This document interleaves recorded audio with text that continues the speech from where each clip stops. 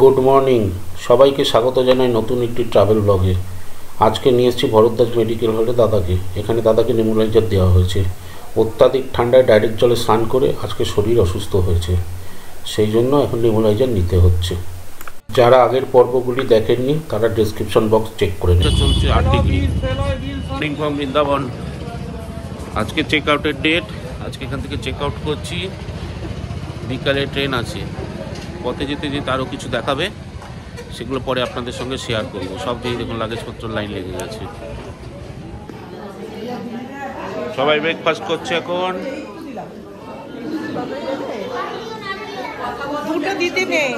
Breakfast হয়ে সব check out করবে। এবার মথুরার উদ্দেশ্যে রওনা হবে। আজকে বিকালের দিকে ট্রেন আছে আমাদের। পথে যেতে যেতে বিভিন্ন রকম আমরা স্পট ঘুরে ঘুরে দেখবো। শ্রীকৃষ্ণের জন্মস্থান, কংস মামার কারাগার। চারিদিকে অনেক দোকান আছে, সুন্দর সুন্দর প্রসাদ সাজিয়ে বসে আছে। যার যার কেনাকাটি করে নিতে পারবেন, এখানেও সব জায়গায় পাবেন। আর একদিকে হচ্ছিল ক্ষীর, মালাই সমস্ত বিক্রি হচ্ছে। একজনকে রেখে যা।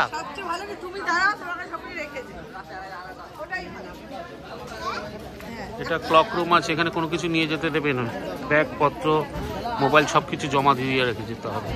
এটা হচ্ছে গেট নাম্বার 3। শ্রী কংস মামার কারাগার আছে, শ্রীকৃষ্ণের জন্মস্থান। এখানে পুলিশ প্রোটেকশন অনেক বেশি, সিকিউরিটি চেকও অনেক। কংস মামার কারাগারে কিছুই আমরা রেকর্ডিং করতে পারিনি, সব ক্যামেরা ডিভাইস, বিভিন্ন ডিভাইস সব জমা রাখতে হয়েছে। নন্দ যশোদা ভবন, নন্দ বাবা এবং যশোদার বাড়ি এবং বলরামজি ও যোগমায়ের জন্মস্থান উত্তরপ্রদেশের মথুরা থেকে মাত্র 15 কিলোমিটার দূরে এটি অবস্থিত। বিশ্বাস করা হয় যে এই বাড়িটি 5000 বছরেরও বেশি আগে ভগবান বিশ্বকর্মা তৈরি করেছিলেন। কথিত আছে এখানে যে গোকুলের প্রতিটি সরু গলিতে হাজার হাজার ছোট বড় মন্দির রয়েছে এবং এটি গোকুলের দর্শনীয় স্থানগুলির মধ্যে একটি। নন্দ যশোদা ভবন হলো সেই জায়গায়, এখানে বাসুদেবজি শ্রীকৃষ্ণের জন্মের পর এখানে নিয়ে এসেছে।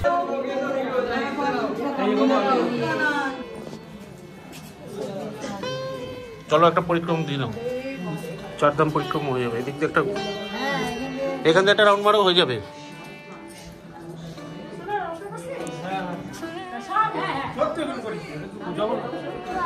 মনোকামনা স্থল গোকুলধাম।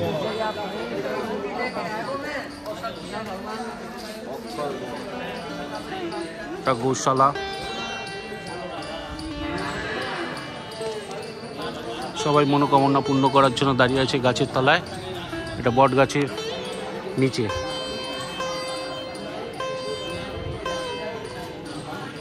আমাদের গ্রুপের সবাই আছে।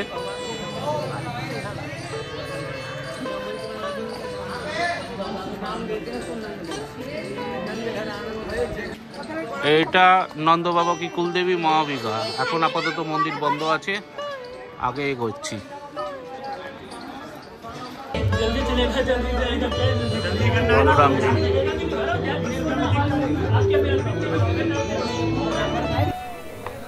ভগবান শ্রীকৃষ্ণের বড় ভাই বলদেও রাজত্ব করতেন। মথুরার আশেপাশে স্থানীয় এলাকায় এটি দাউজি নামেও পরিচিত, কারণ ভগবান বলদেওর অপর নাম ছিল দাউজি মহারাজ।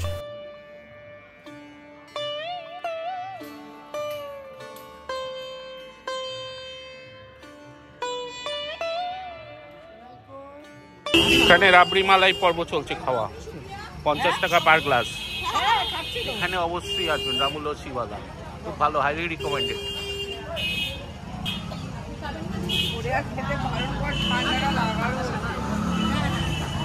এটা নন্দ যশোদা মহল, সেবা স্ট্রিট, নন্দচক, গোকুল।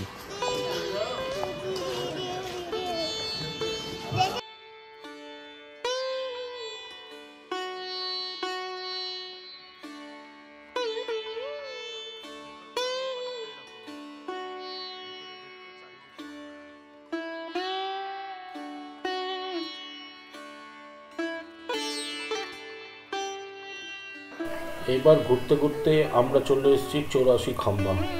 এটি 84টি স্তম্ভের উপর অবস্থিত বলে এটিকে 84 খাম্বা মন্দির নামে পরিচিত।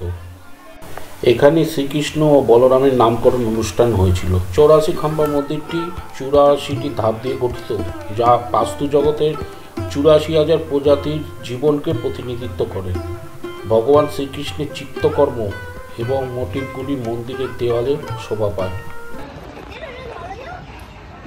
দেখুন কেমনভাবে ফ্রুটি খাচ্ছে, ফ্রুটি দিলাম, মনের সুখে ফ্রুটি খাচ্ছে। খাবার স্টাইলটা দেখুন, এক ফোঁটা বাইরে পড়বে না। ফ্রুটি খেতে খুব ভালোবাসে। মহারাজ আচ্ছা লাগা। ব্রহ্মাণ্ড ঘাট হলো যমুনা নদীর তীরে। এটি রমন রেতির কাছে অবস্থিত আরেকটি পবিত্র স্থান। মজার কিংবদন্তি এই জায়গার সাথে জড়িত।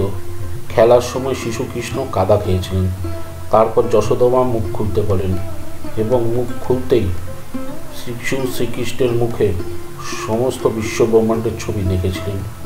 হিন্দিতে ব্রহ্মাণ্ড, তাই এই জায়গার নাম করা হয় ব্রহ্মাণ্ড ঘাট।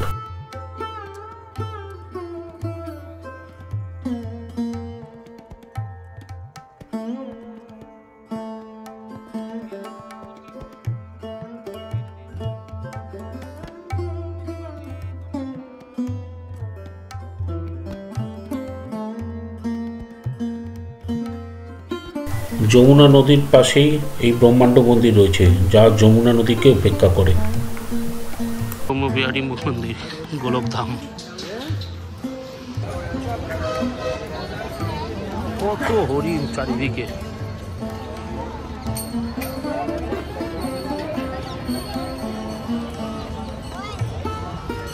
এটা ঠিক রমন রেতির অপোজিটে। এখানে আসলে অবশ্যই খাওয়াবেন।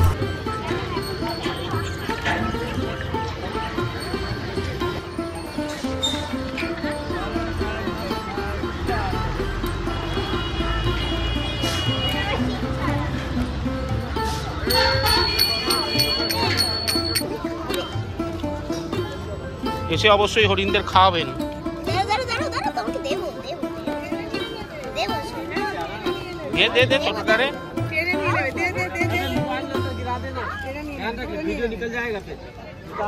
মোবাইল খেয়ে নেবে কিন্তু।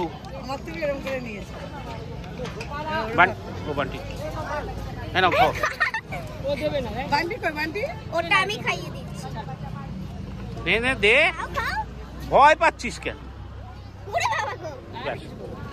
লোকে একটু ভেঙে ভেঙে অর্ধেক অর্ধেক করে দেয় যাতে সবাই খেতে পারে।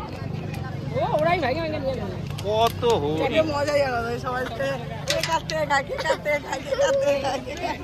এই রমন রেতির মন্দির এখনো খোলেনি, তাই সবাই এখন ওয়েট করছি।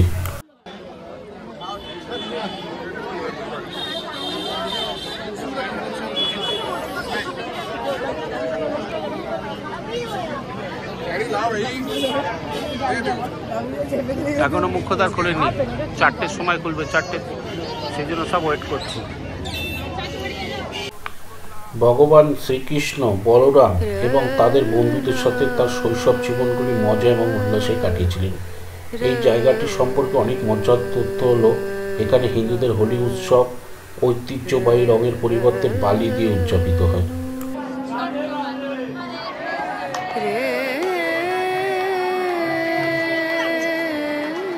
ঠাকুর শ্রী রমন বিহারী লাল জি কোনো পর্দা খোলেনি।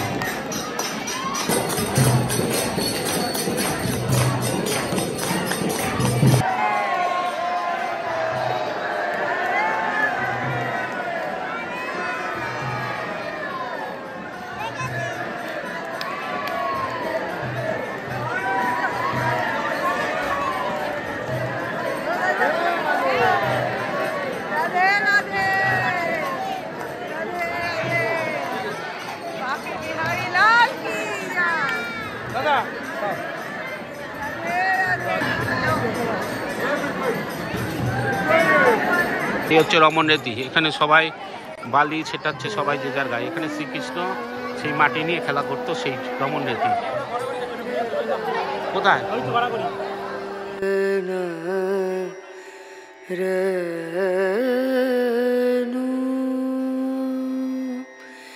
রে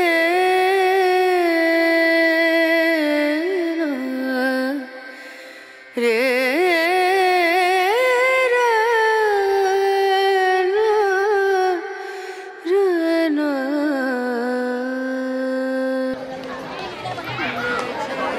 এটা মন্দির পরিষদের ঠিক পেছনের দিকে আছে। সবাই এসে একবার অবশ্যই গড়াগড়ি খাবেন।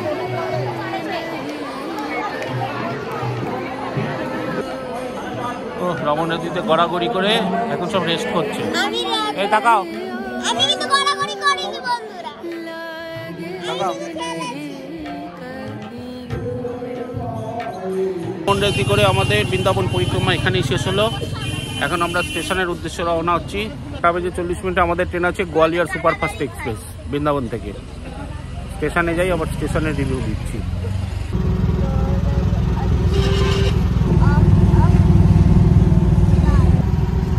আমরা ব্যারাজটা পার হচ্ছি।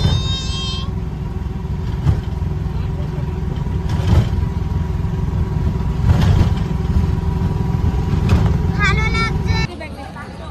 5:30 আমরা পৌঁছে গেছি মথুরা জংশন। আমাদের train 6:40 Gwalior superfast. Mathura junction এই সাইডটা দিয়ে এসকেলেটর আছে, মালপত্র নিয়ে যেতে সুবিধা হবে প্রত্যেকে। Bye bye. 12:320 Gwalior superfast Kolkata express. এই ট্রেনে আমরা যাব কলকাতার উদ্দেশ্যে। আমাদের compartment B5। Train right time আছে 20 মিনিট, অ্যাডভান্স আছে। 6:37 আমাদের ট্রেন ছেড়ে দিল কলকাতার উদ্দেশ্যে। আজকে রাতে কিছু ব্লগিং করবো না সেরকম।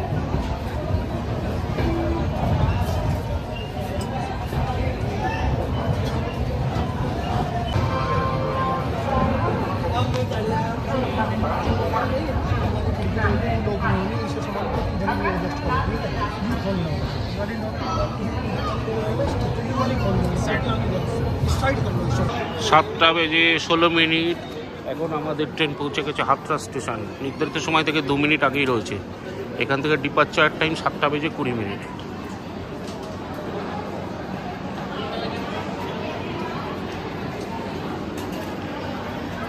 ট্রেন পুরো প্যাকড আপ। অ্যাকচুয়ালি ট্রেন অনেক ক্যান্সেলও আছে, যার জন্য এত ভিড়। আমাদের ট্রেন হাথরাস ছাড়তে চলেছে। পরবর্তী স্টেশন কাশগঞ্জ জংশন। ট্রেন ছেড়ে দিল, রাইট টাইম চলছে আপাতত।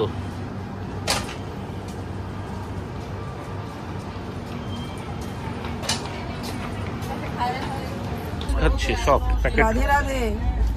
কেমন আছো রাধে রাধে?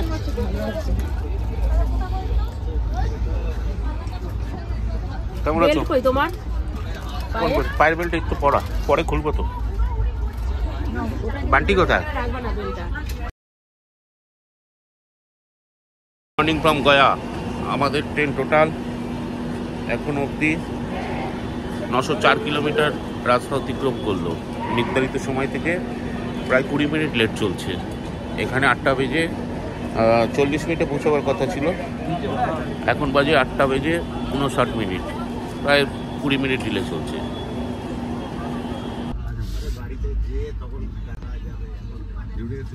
जैसे बात करेंगे बात करेंगे उनसे कि क्या पोजीशन है, अगर बोले कि नहीं अभी आसनसोल में तो फिर आसनसोल जाके फिर इसी तो आप लोग का ये नहीं रहता पहले से, ये नहीं आता कि तुमको अब इधर से इधर जाना फिर उधर से इधर, ऐसा कुछ नहीं? नहीं हम लोग क्या होता है पूरा शेड्यूल बताते हैं।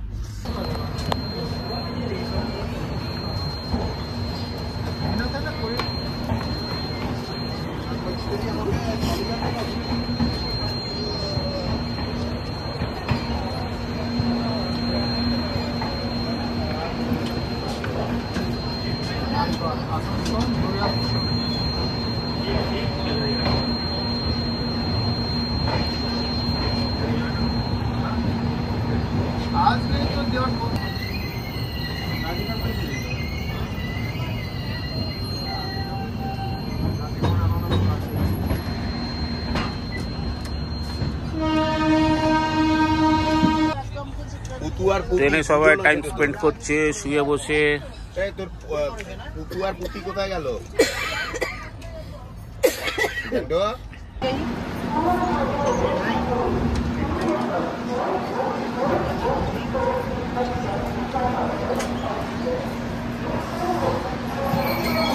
বেজে 13 মিনিট আমাদের ট্রেন এখন 6 নম্বর প্ল্যাটফর্মে দিয়েছে।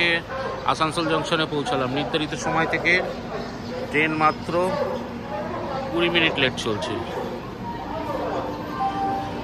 আমাদের ট্রেন 1163 কিলোমিটার পথ অতিক্রম করলো মথুরা থেকে।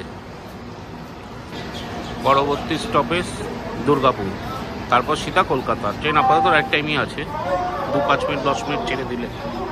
আসানসোলে সাফ সাফাইয়ের কাজ চলছে, বাথরুম ক্লিনিং চলছে।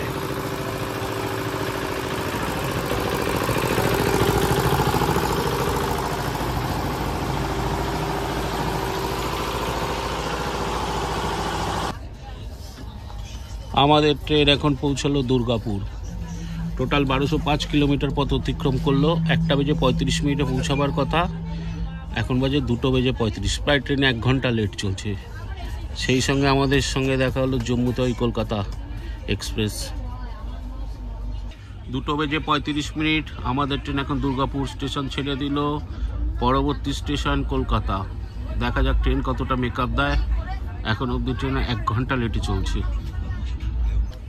পানাগড়ে আমাদের ট্রেন এখন জম্মু তাওয়াইকে ওভারটেক করছে।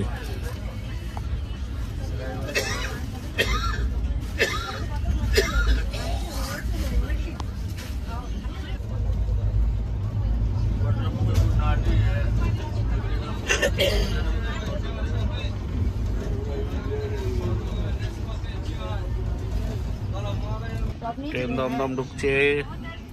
আপাতত এখনো অবধি 20 মিনিট লেট চলছে। এখন পুরোপুরি কভার করার পর বোঝা যাবে কত মিনিট লেট ফাইনাল। সব জিনিসপত্র যে যার গুছিয়ে নিয়েছে।